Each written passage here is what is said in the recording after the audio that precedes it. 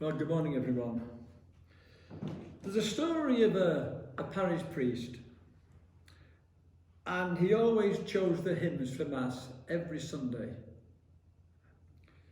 So he decided it might be a nice idea if parishioners chose the hymns once in a while for a change. So they had a draw. People put a ticket in a basket, and a name would be drawn out, and that person would choose the hymns for the following Sunday.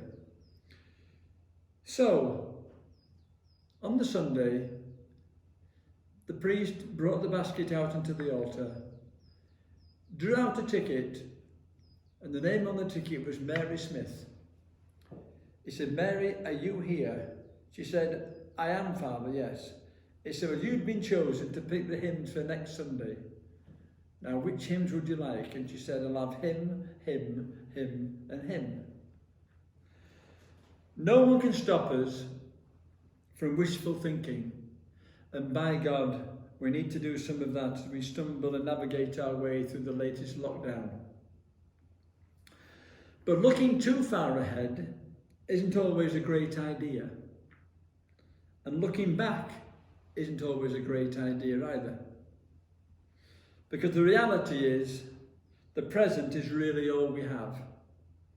As someone said, yesterday is history, tomorrow is a mystery, today is a gift of God, that's why we call it the present.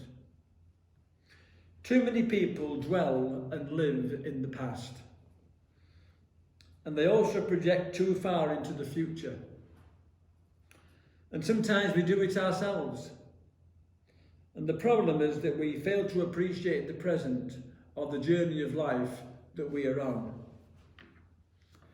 Like the man in today's gospel, we too can have spirits and voices that distract us from living in the present. Of course, we have our anxieties about the past, and we fear for the future sometimes, because we're only human. And trying to take one day at a time is not always easy. But the good news is that it is possible. And if we can make that more permanent in our lives, we may find, and indeed we will find, that the peace that Jesus came to bring is really possible for each and every one of us. As someone said, God is still writing your story. Quit trying to steal the pen, trust the author. You know, we're so lucky to have jobs in this present time, aren't we? I had a fella decorating my house recently for the last 3 days. And apparently I found out in the conversation with him that he was actually a British Airways pilot who had been furloughed. And he was trying to earn a bit of extra money to pay off his mortgage. And he was doing a fantastic job. In fact, he made a great job of the landing.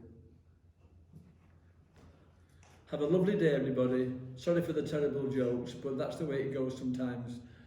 Have a lovely day, stay safe, and we hope to see you soon. Bye and God bless. Father Mike.